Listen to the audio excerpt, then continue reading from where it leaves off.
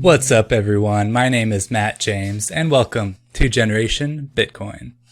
Today I'm here with Tom Donohue. How you doing today, Tom? Thanks for coming on.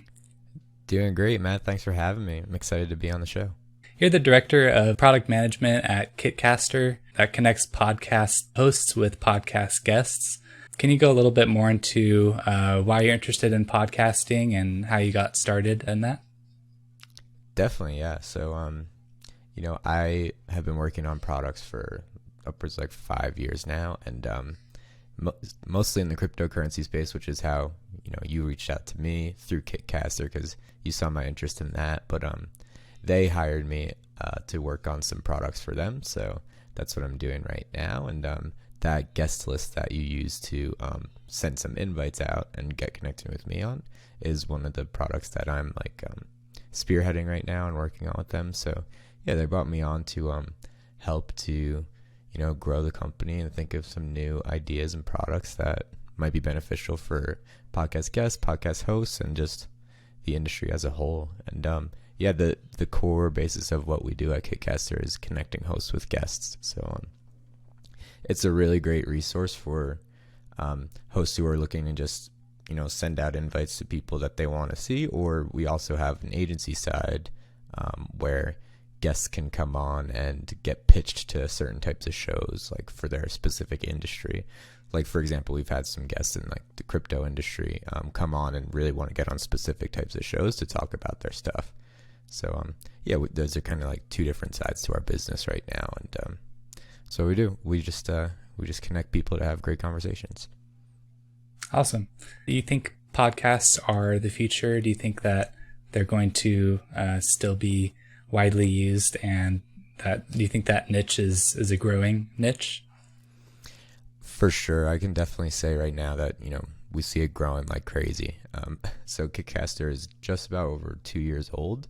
And as bad as it sounds, but like COVID really helped our company because people were, staying inside more and like listening to more podcasts. So it became more popular and people were looking to podcasts to get information more often. So we really see like just a huge increase in audience awareness and just like real genuine connections between companies and audiences when they go onto podcasts, because you're just hearing a conversation with like a founder or a director or something at a company, and you're getting like a personal account of like what that company does, why they think it's real good, and like what the benefits are, and it helps people to really connect to it. And the way that we make things work is place people on like 10 different shows in the same area, and you're really getting in front of like your desired audience multiple times, and it just helps to increase participation, awareness, help people close deals. Like we've had clients close multi-million-dollar deals off of some guy just being like, we heard you on a podcast, you do exactly what we need, and that's it. So yeah, we do think that podcasting is growing and it's here to stay, and one of the best ways to connect with your audience, like in the modern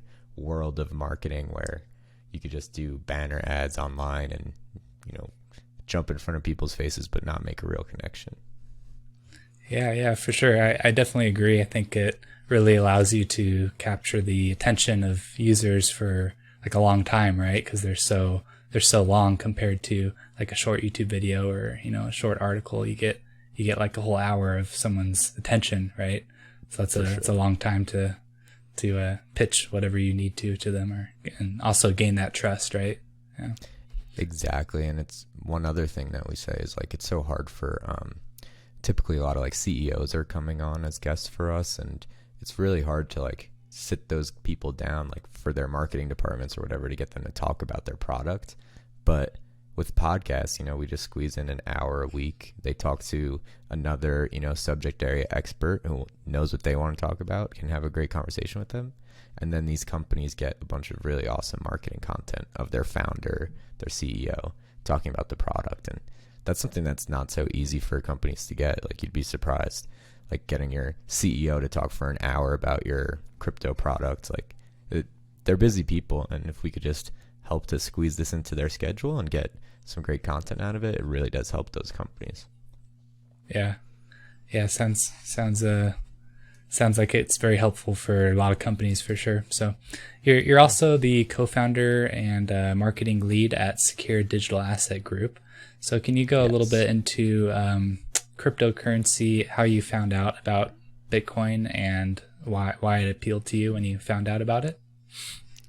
Definitely, yeah. So I started with crypto probably back in, I'd say like 2017, maybe 2016. Just with like trading, trying to make some extra money. I think I first bought Bitcoin at like $900 or something, like just before it got to 1,000. So I've seen it grow immensely, obviously. And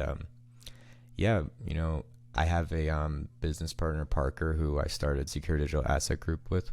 We've worked on a couple other companies together in the past as well. Some crypto involved, some not. And we really wanted to go into a company that could help, drive adoption and get people excited about crypto, get people who were maybe a little undereducated or a little bit less tech savvy than the average crypto investor. So we came up with this company that focuses on education and enablement to allow people who maybe are not so experienced or could be afraid to buy crypto to do it safely and efficiently. So yeah, we use a cold wallet product to help foster that for them. Okay. Yeah. So your goal with that company is to onboard new users into the crypto space. Is that right? Definitely. And we also, some of our other main goals are to help banks and institutions have a compliant and safe way to offer crypto to their clients. And we believe that our cold wallet solution, it works with a paper wallet, but it's just as secure as like a check or a corporate bond or like actual cash. The way that it's minted and printed out, it has security features just like a normal check. We're allowing banks and those institutions to offer a secure product to their customers that one, looks professional, it's white labelable, and two, it's completely safe and very user friendly. Very little chance for somebody to type a wrong button and send all of their money somewhere that they will never get it again. So that we really focused on ease of use and compliance, really. So yeah. Okay. So is that that's your main product that you have with that organization, like a wallet, and it's called BitBond? Is that right? Yes, exactly. It's called a BitBond, and I wish I had one with me right now, but they're really nice. They look like real money. Oh, actually, I might have one right here. Do you want to see it? Nice. Let's see it. Just a little prototype, but we have some updated ones now that have like, holograms like you would see on cash, and they have, all different types of security features, watermarks and stuff. But essentially, you can get them for all different types of cryptocurrencies. This one's a Bitcoin Cash one, for example. And, it comes with your public key here, your private key, which it might be hard to tell, but it's like it's a scratch off. So it has a security seal over it, just like a lottery ticket would have. So it's built into the paper, and you can scratch it off when you're ready to spend it or sell it, trade it, whatever you want to do. And we make them in a couple different versions. Like this one would be for 10 Bitcoin Cash. So we try to use denominations to help our clients, or however your clients or customers, to better understand, what they're doing or how much value is in a specific wallet. And so essentially how it works is there's a specific ID here that works into our system, and it's a lot more than just a wallet. We have a whole back-end technology system where there's a portal on our website. It's a fully functional fiat gateway. So you're going from US dollar or whatever your native currency is, we're starting with the dollar, into your desired crypto, fully compliant.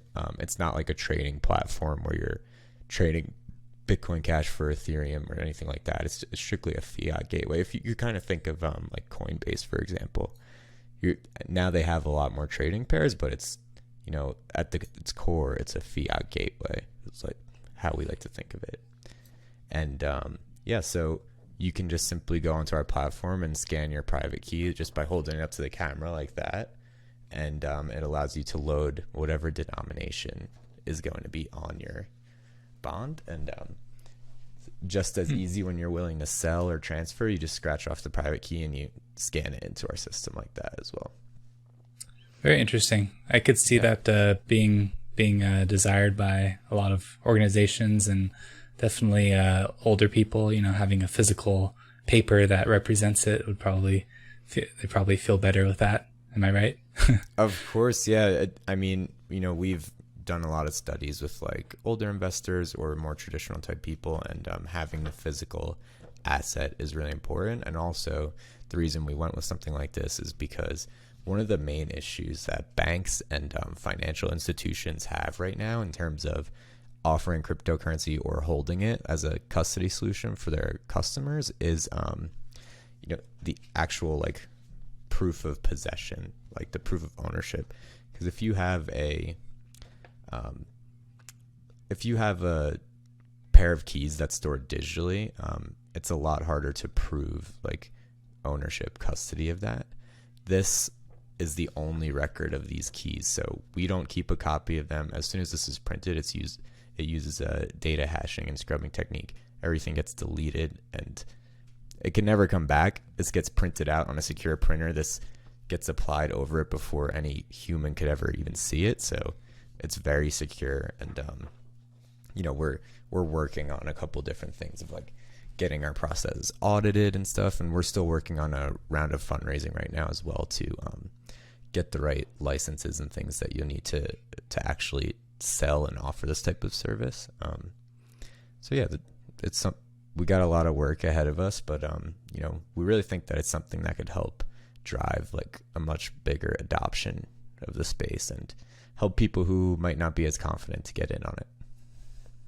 Yeah, that's an interesting idea for sure. I think there'll be more and more demand for products like that to allow people to store their cryptocurrency, because it is kind of a lot to learn for a lot of people. It's people who aren't as tech savvy and whatnot. So there's a lot of ways to store cryptocurrency.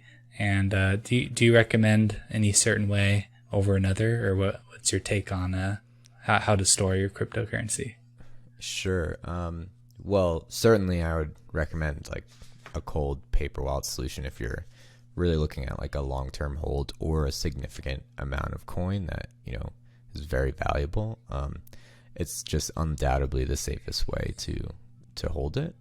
You know, obviously the next best would be other cold wallet solutions like a Trezor or like a Nano wallet, but there's inherent issues with those as well, like your keys being stored on a file and, you know, being digitally saved has inherent risk, right? So and then after that, you know, probably the most commonly used but the least safe way is holding your coins on the exchange.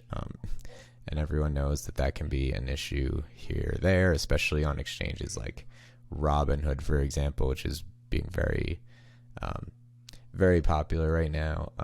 You don't actually own your private keys. You don't own your cryptocurrency. So we really just try to recommend at least getting it off the exchange to a place where you control your own private keys. And there are exchanges that can allow you to do that. We're looking at partnering with exchanges to offer bit bonds, you know, as an example, that just tie in directly with their exchange. So if you have an exchange account with, you know, some Ethereum on it, some Litecoin and some Bitcoin, you can just, you know, buy a couple of these cold wallets and the exchange will send it to you. They'll be branded for the exchange because, like I said, it's white labelable and everything. You can put whatever you want it to say on there, basically.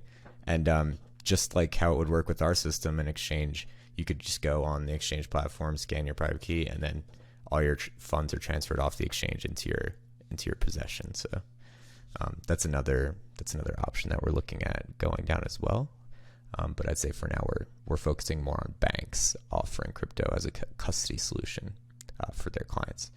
But yeah, so if we're going to go in order, paper cold wallets, other like Ledger Nano cold wallets, and then,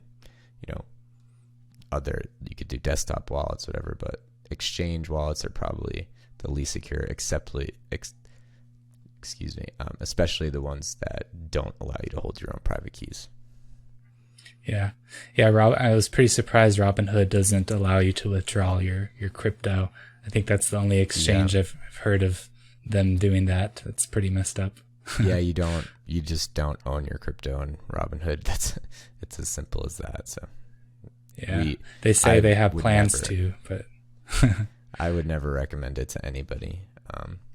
Coinbase actually is, super reliable and an established company, US based. It's really secure. So if you were going to use one, Coinbase is probably one of the safest out there right now. Were you around when Mt. Gox was hacked for all the Bitcoin and tons of people lost their funds? I was not in on it because I was starting in like 2017. So I think that was maybe around like 2014 or something, or maybe even earlier. But yeah, that's just a prime example of what could happen, if you store all your coins on the exchange. There is a reason that you see, big whales. I don't know if you follow an account on Twitter called like Whale Alerts. I've heard of that. Yeah. Yeah. There's a reason why you see those funds getting transferred off of the exchange is because they don't want to hold, millions and millions of dollars on a vulnerable exchange. When they don't need to incur that risk, you could just simply transfer it and be much safer. Yeah. Well, I like what you're doing with that product. I think that's a good idea. I think that if you're able to get people to take their crypto off the exchange and they'd rather have a piece of paper to represent that rather than a digital, program or hardware wallet, I think that's a great thing. So what do you personally do for your storage? Do you have it stored different ways, or do you have it all one way, or? Sure.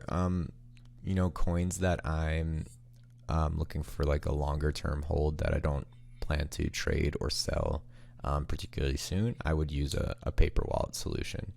And, I do have a couple of these myself, even though this is just a prototype. It's fully functional.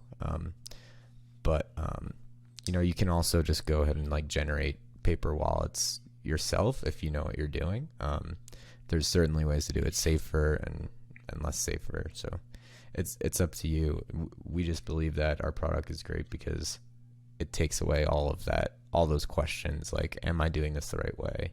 This and that. But also coins that like I'm actively trading, it doesn't make sense for me to take it off the exchange, especially since they're not like significant enough values for me to be worried about it. And also, there's insurance and stuff on certain exchanges, so I'm not. With small amounts, I'm fine with keeping some on the exchange and using it for trades. Yeah, I agree. Not too big a deal for small amounts. Yeah. Exactly, but if you're looking at, put a significant chunk of investment in it, it makes sense to do it a little bit more safely. Yeah.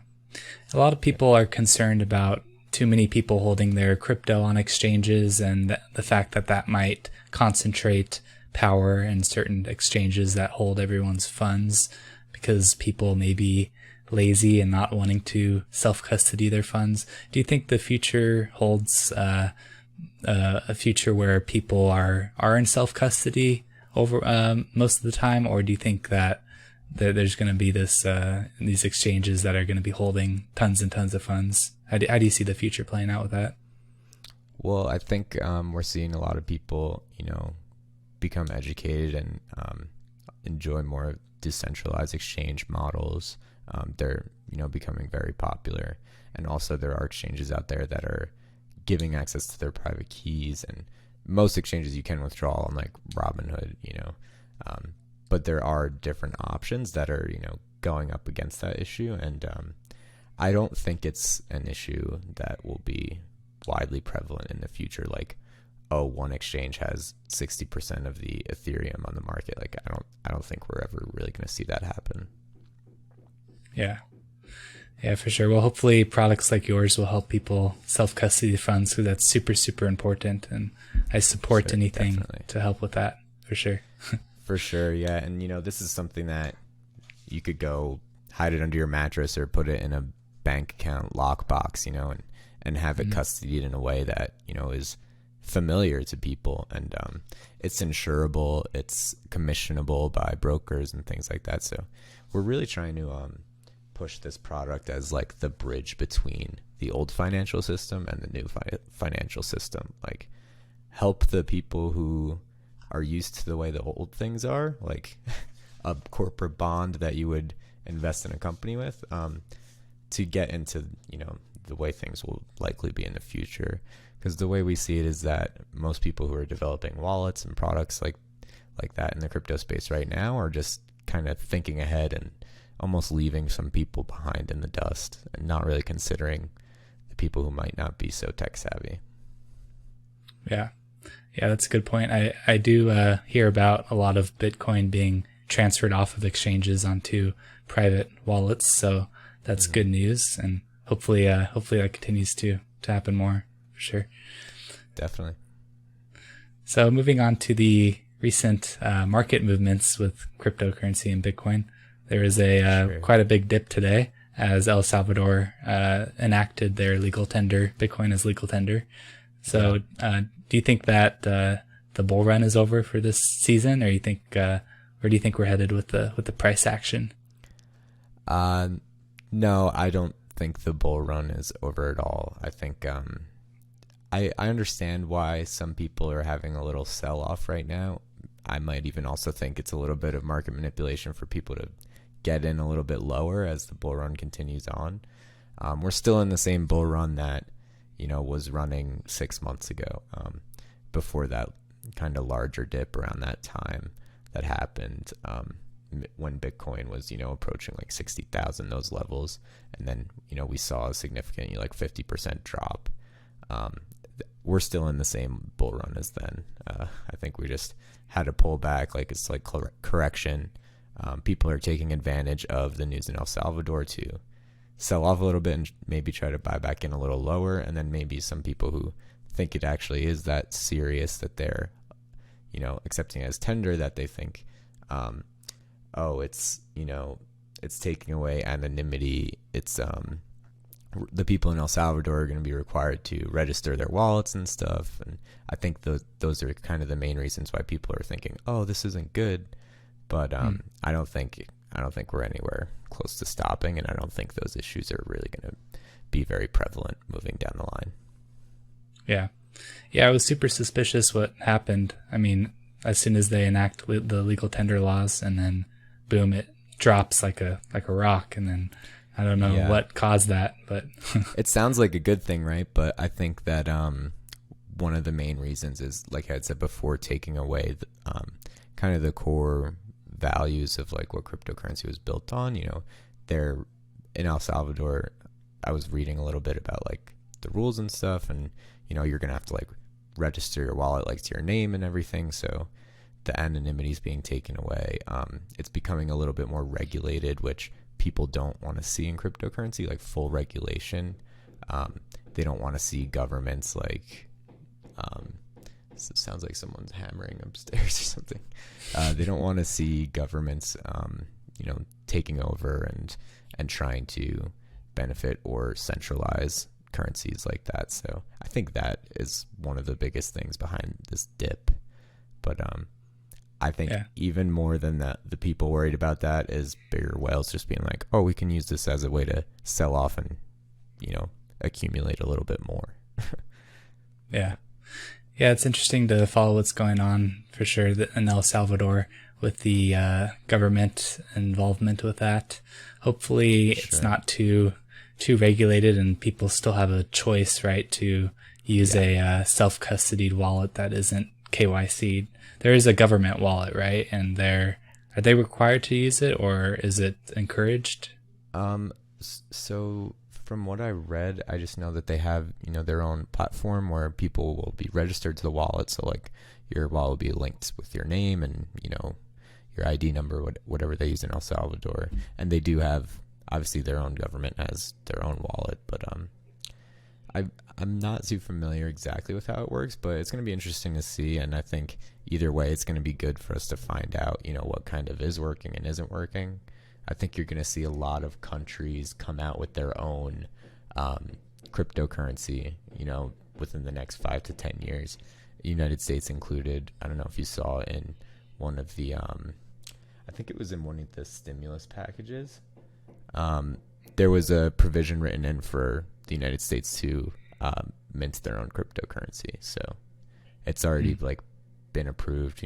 They're just going to I'm sure they're going to figure out stuff out and figure out how to make US dollar token a real thing. I'm sure we're going to see it. I'm sure we're going to see it from a majority of, established countries out there who are a lot more forward thinking. Yeah. I think we'll see definitely central bank digital currencies. That's what you're referring to, right? Yeah. Definitely. Yeah, we'll definitely see those, and I don't see that as competing with Bitcoin because it's still fiat, right? It's just a digital version of it, basically. Is that how you see it? Yeah, it would be a centralized currency, right? Because if you're having the Fed, mint a token, I doubt that. Maybe they would allow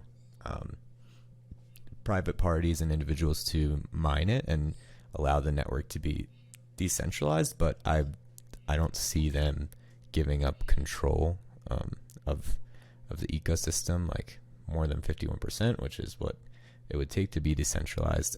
So I don't think that those types of projects will take away from current crypto projects and blockchains, but I think that it will encourage those other projects that are already existing to be used more, and it'll just make it easier for you to go between, one maybe like federally minted cryptocurrency into an Ethereum or like a traditional blockchain.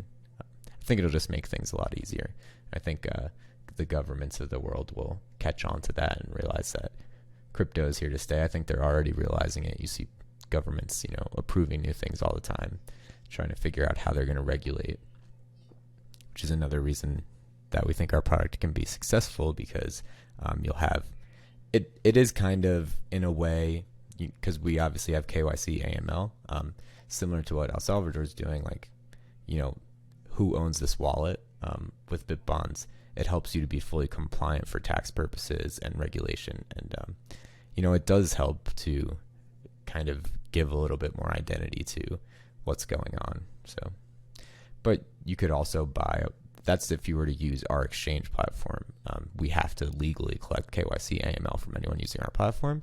You could still purchase a BitBond wallet and load it through your own means, just by transferring to the public address. So there's use for anyone if you want to use it. If you want to do it anonymously, you can do that as well. But when they're going through us, for us to protect ourselves, we have to go through the right channels and the right steps to allow that to happen.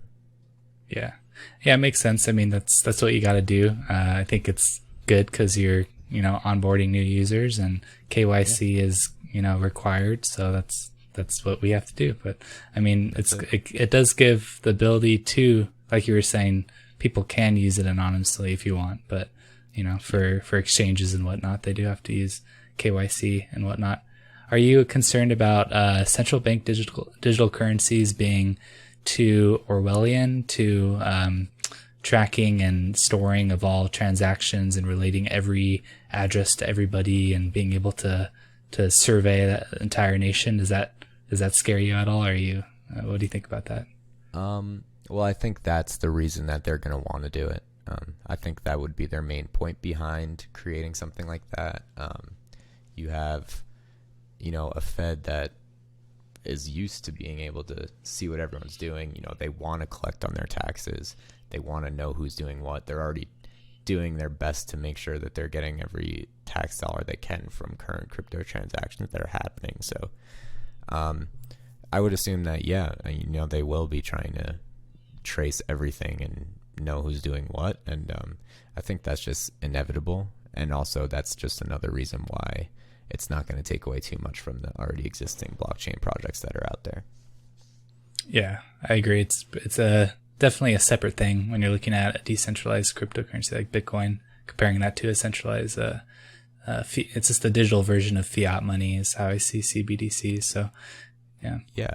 I picture it working,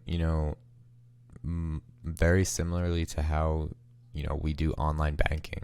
Like, yeah, the majority of people's money is accessed through online banks with credit cards, with debit cards, that type of system. It's just gonna. I think when we think about these federal tokens, like these government regulated tokens, it's just gonna be like a seamless transition. Like, people won't even see it happen really, but it's just gonna be like, oh, all of a sudden the money in your Capital One account is US dollar token, and it's going to be used to in a very similar way, like with your credit card, rather than paying a transaction through a credit card processor. It's actually just doing a blockchain transaction, and I think that's how we're going to see it happen. But I could be wrong. Who knows how they'll go about it, but I could see it being something as simple as that, really. Yeah, that makes sense. It might all be done in the back end, and users don't really see it going on. But yeah, I agree. I think that'll probably be how it plays out. Do you think the government is going to be kind of going harder and attacking crypto harder? And do you think there's going to be stricter regulation? And do you think that altcoins that are too centralized may be at risk? Or how do you see that playing out with future government regulation? Sure. I do think that they're going to try to, get more eyes on the inside and, figuring out what's happening and things like that. They're already, pushing exchanges hard to give up tax information so they know who to reach out to with those letters that they send out and stuff. So I think it's best to just, get on top of your stuff now and take care of your taxes, do whatever you got to do. It's much better to just pay it off in the beginning than, get a letter in a couple of years saying, hey, you owe us this much. And in terms of altcoins that are more centralized, potentially taking a hit, I'm not sure if it's really going to make a difference. I mean, I know that the government's going to be looking to get their cut of whatever is going on. But I'm hard pressed to think of some altcoins right now that are maybe like so centralized that it would hurt them. I really don't see it having an effect on those. But it could discourage some people from, trading or like transacting how they do now if it becomes a lot more serious and a lot more regulated and fees start coming out for the government. But to be honest, it's the only way that's possible for the government to, grab a fee is on that fiat transaction. So like if it was coming from a USD coin, maybe they could, if they develop their own currency, they could, initiate a transaction fee if you're going from one blockchain to the other or doing a trade. But, technically you do owe taxes on a transaction from Ethereum to Bitcoin. But it's a tax. It's not a fee. They can't charge a transaction fee on that. And who knows what regulations could come out to be. They're obviously trying to figure it out. But I think if you did see them try to implement something like that on third-party blockchain systems, like transaction fees, for the government or a certain tax, I think you'll just see a lot more people opt into, privacy chains and, more anonymous things. Like, people are going to get around that. I don't think they're going to tolerate that. Yeah. Yeah. The reason I bring up governments coming after altcoins more is recently I looked into how the SEC defines a security, and they define it as a project where there's a team behind it in which investors invest money into that team. That team, does the work, and investors have a hope of future profits, right, from that team. So yes, it's a test called the Howey test. Is how will determine whether it's a security or not. And you just defined like the three aspects of the test. It's something that on a previous project, I was very invested in because we were working on a potential ICO offering. And it was during that first heyday of ICOs, I think around 2017 or 2018, where a lot of ICOs were happening. A lot of companies were getting massive amounts of funding through ICOs. And a lot of companies are getting sued by the government for doing their ICOs. So that Howey test is something that, you need to use to kind of define your coin as a utility token rather than a security. And it's kind of, he said, she said about how one thing could work and how one thing could be looked at. But it's something that they're probably going to have to draw a little bit more defined regulations around just to help clear things up. But you still see, and now you're seeing a lot more of like liquidity pool type offerings, which, inherently is pretty much an ICO, but just based off of the economics and the structure of the tokens, they're not getting hit with those like security charges. It's like a big dark hole to jump into to try to define all of those, legal things. But I think they're going to come out with some very detailed and defined, regulations they have to. So we're going to see it eventually, and it might change the way that some things work. But I don't know what else to say about it. It's a big wormhole to jump into. Yeah, right now it's not very clear. You're right. And, a lot of these altcoins can be considered securities to a certain degree. So it's hard to say. Another issue that I see is that there's a lot of tokens and cryptocurrencies around the DeFi space. And a lot of like decentralized exchanges, for example, don't collect KYC because there's no custodian in the middle, right, holding the funds. It's you have custody of your funds as you swap them because it's going through these back-end protocols. And so it's interesting to see how that will play out if they are going to not want decentralized finance to be going on because it's not KYC'd, and if so, how will they, come after that, and can they even stop it? Is the question, right? Yeah, I'm not sure if they can.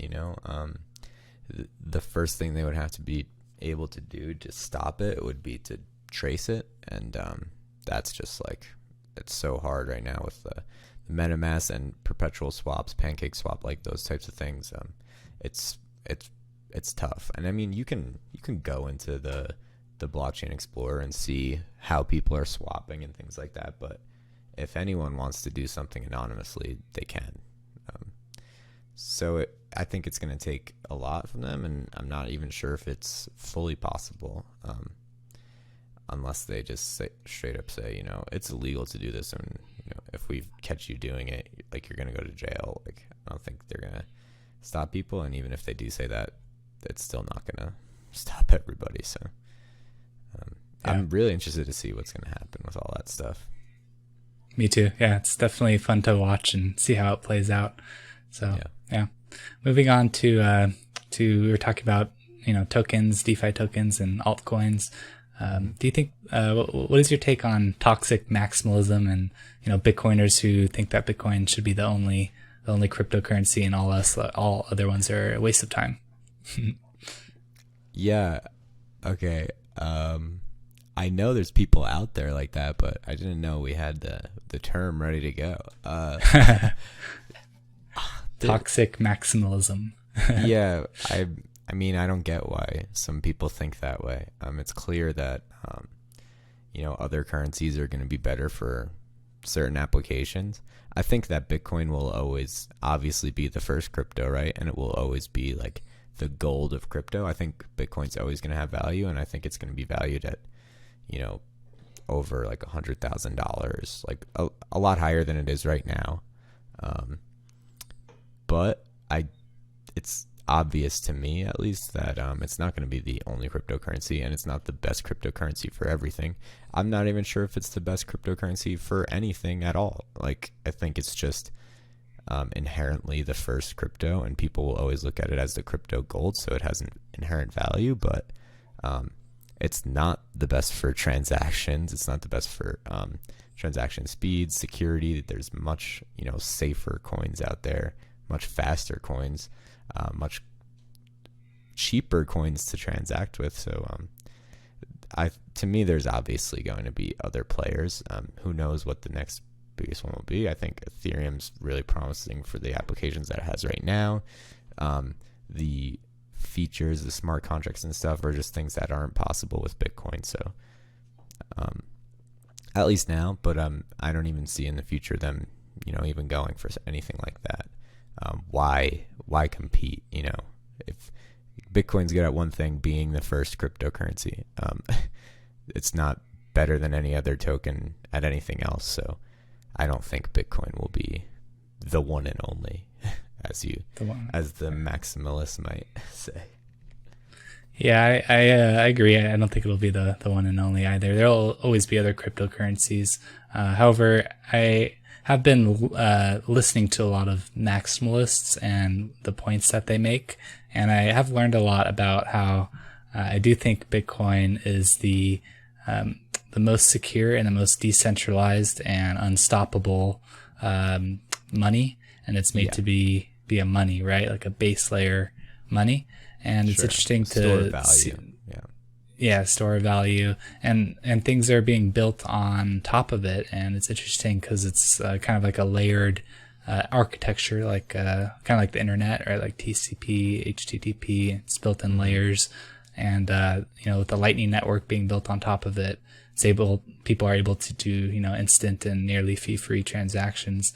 So I do think it is the best. In my opinion, it's the best money, I guess, if we're looking for like a universal worldwide money. But I'm open to others as well. But it's interesting to see because there's development being on different layers on top of it. So well, these like Lightning Network updates are awesome and everything. So Bitcoin will always be there and it will always be valuable, in my opinion. I just think that other coins will present better options for specific types of use cases. Like, there's obviously going to be different coins for all different things, and I don't see Bitcoin just becoming the one and only coin, just strictly because there's so many coins doing wildly different things out there. I even I bought this over to show you today. This is my first crypto miner that I got. Cool. It's a Bobcat helium miner. Helium is a token. I'm not sure if you've heard of it, but this isn't like it's not like a graphics card. It's a radio like antenna basically. And the way that chain is running is they're trying to create an Internet of Things network. So those like Lyft scooters that maybe, I don't know if they have them in OC, but I'm sure they have them somewhere. You see them around.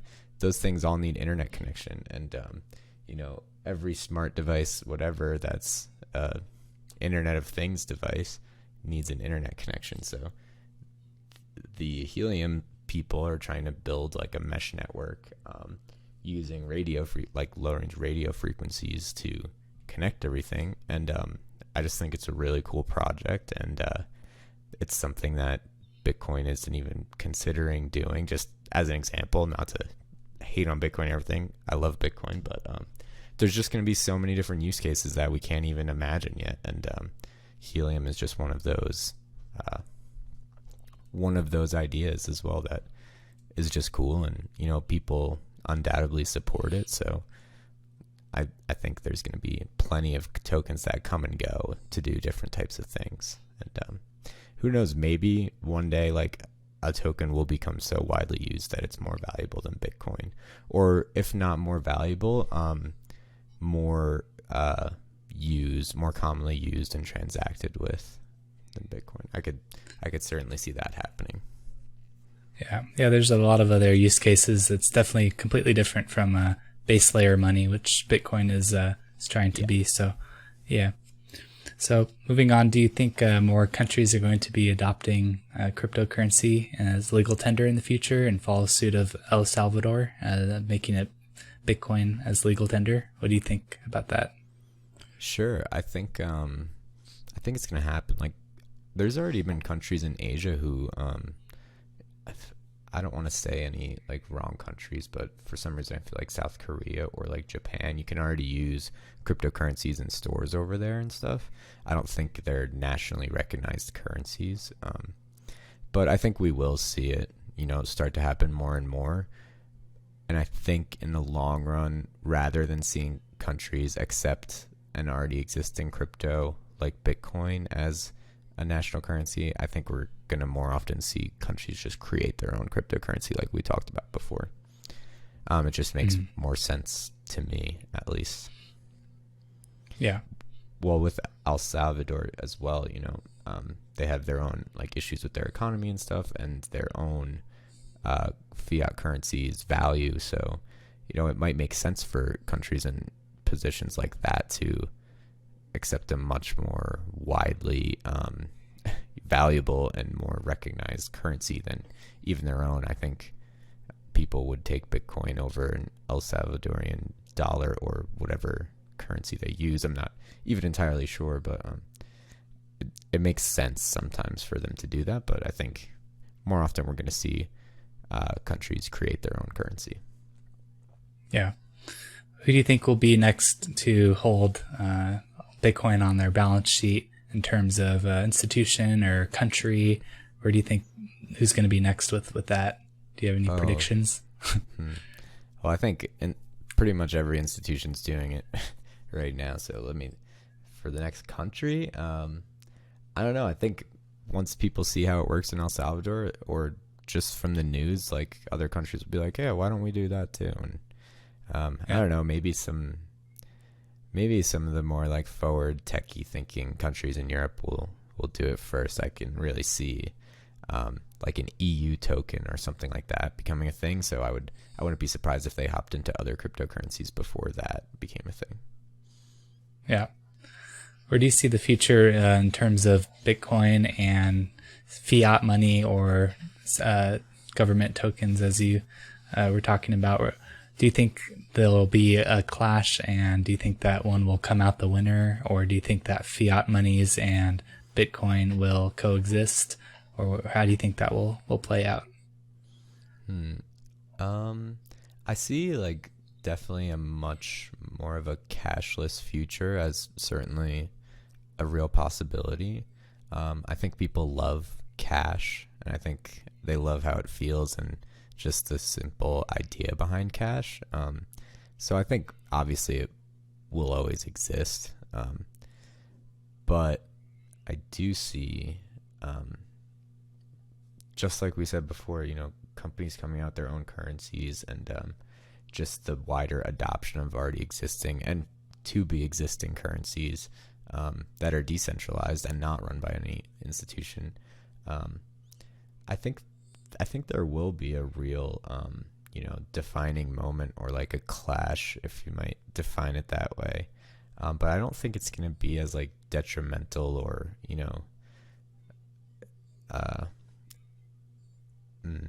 as much of an issue as people might think. I think it's going to just be like, hey, this is, a lot smarter. Let's just do this. And I think, once, more conservative or like older, less interested people are, out of the way, and maybe like, not to say that most older people aren't down with new technology, but like once more younger people and more forward-thinking people are in power and like in the positions to make those decisions, I think eventually it's just gonna be like, hey, like this is just smarter for everyone. Why don't we just do it? And I think it's just gonna be a thing that happens naturally.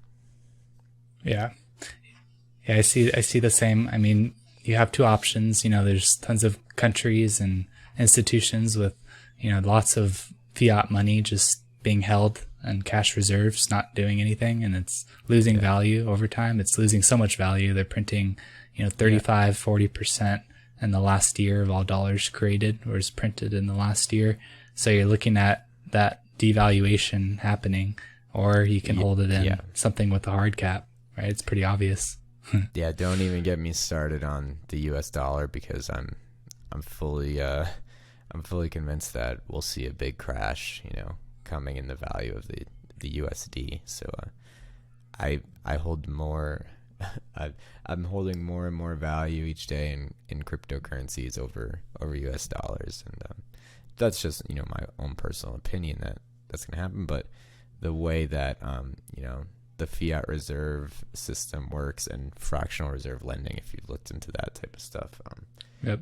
it's just unsustainable, and it's something that can't go on forever, and we're kind of just kicking the can down the road as to when it's going to crash. But eventually there's going to come a time where it's just like, hey, it's all over, and the value of the dollar is going to probably most likely plummet, at least what I believe. And I think that's going to be either the defining point or the inspiration to start like the US cryptocurrency. They might even try to do that before the dollar goes down, to try to avert it or counteract it, or at least get something in place to be ready. Yeah, I see that pivotal moment as Bitcoin's time to shine as a Bitcoin standard, because all fiat money eventually hyperinflates because it's corruptible, right? It can be printed and essentially controlled, so it's going to be corrupted at some point, as all fiat money has. So yeah, hopefully the Bitcoin standard will come out and shine. Yeah, and I mean, people who say that Bitcoin, can't pass like $100,000 or something like that, it really doesn't make any sense, because all that has to happen is for the US dollar to be half as valuable as it is right now, and Bitcoin's past $100,000. So I think we'll even see Bitcoin pass that before the value of the dollar starts to really come down, and then you could see it be worth much more than that. Yeah, I mean, you look at gold's market cap; it's about 11 trillion, and then if you take all fiat money in the world, that's hundreds of trillions, right? So if you're comparing Bitcoin to that definitely has a long ways to grow, for sure. I agree. Sure, yeah, and then once Elon Musk starts mining golden asteroids, like, who knows what the value of gold's gonna drop down to? You can't go mine cryptocurrency on an asteroid. So I think that's true. The unparalleled scarcity in cryptocurrency is the driving factor behind the value, and especially Bitcoin being one of the most scarce cryptocurrencies out there, it's just bound to go up in value, in my opinion. Yeah. Where do you see it? I'm long on everything. Me too. I'm bullish AF. Yes. Where do you see Bitcoin in 5 years from now? Do you think it's going to become less volatile over time? Because that's something that a lot of people don't like about Bitcoin, is that it's volatile. Do you think it'll become more stable in the future as more liquidity is added and it becomes more of a worldwide thing that people use for transacting? Yeah, I think stable coins are gonna be very popular, and I think that Bitcoin inevitably will have to flatten out eventually. I could see it flattening out well into the hundreds of thousands of dollars, but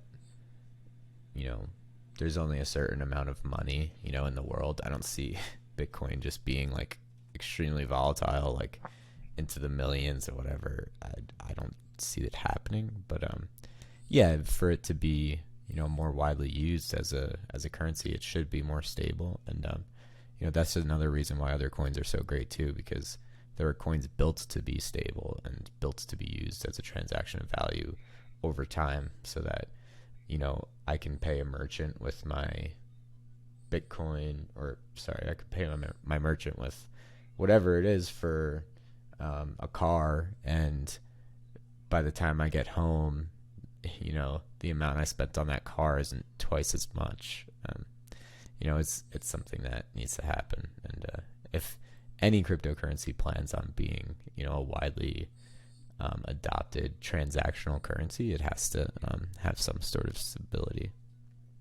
Yeah, yeah, I agree. So, how do you think, or what do you think we can do to help grow the network and get the word out and teach people about Bitcoin and why it's superior to crypto, to fiat money and whatnot? And what are you doing to support that? Yeah, I'm. That's what our whole company is about. So it's all about education. We're not only making this product, but like working on creating tons of educational material and just things to teach people like about the benefits and how to stay safe and how to do everything. So I think, it starts with education. It's continued on by adoption, and it's just finished with like mass acceptance. So really a lot of what we're investing, the money that we already have and what we're going to be doing with the funds that we're raising in this next round that we're doing is going to be mainly focused on education. People aren't buying in because they're afraid, they're uncertain, they don't know what a lot of people don't even know what cryptocurrency is or means. So you just have to start by educating people. The majority of the world's money is held by people over 50, 60 years old who aren't very interested in cryptocurrency. They have what they know and they're gonna keep that until they head out. But it's, if we can find a way to encourage those people that this is safe and this is something that will be profitable investment down the line in terms of certain tokens, maybe, or just the space as a whole, allowing for that education, allowing for those safe entry methods, those kind of foolproof solutions that allow people to do this stuff without losing their money. That's what you're going to have to provide. I don't think that providing these like digital wallets or these Trezor wallets or whatever that people are using like on flash drives to have to that you have to be super educated to know how to use. I don't think that's fair to everybody, and I don't think that's how you drive mass adoption. I think you need something that's so dumb simple that like anyone can do it. Yeah, makes sense. Yeah, I agree. Well, I think what you're doing with your company is really great, onboarding people and getting them to self-custody their funds. That's awesome. So where can people find more about you and your company where you help people do that? Sure. Anyone can connect with me on my LinkedIn. It's I'll send you the link for it, but it's LinkedIn/TheTomDon. That's what I was able to get on there. So that's what it is. I can send you links and everything. For Secure Digital Asset Group, it's sdagcrypto.com, SDAG crypto.com. And the site is down right now, so we're running updates to it. We have a lot of new stuff coming out, and as we wrap up our funding rounds, we're looking at getting to market and trying to make things happen. So as with any startup, we have hurdles to come over, and but yeah, you can find information there when the website is up. And yeah, my LinkedIn is great. That's where I professionally connect for pretty much anything. Yeah, awesome. I'll link your website and your LinkedIn in the description so people can check it out. And thanks a lot for being on. I enjoyed our conversation.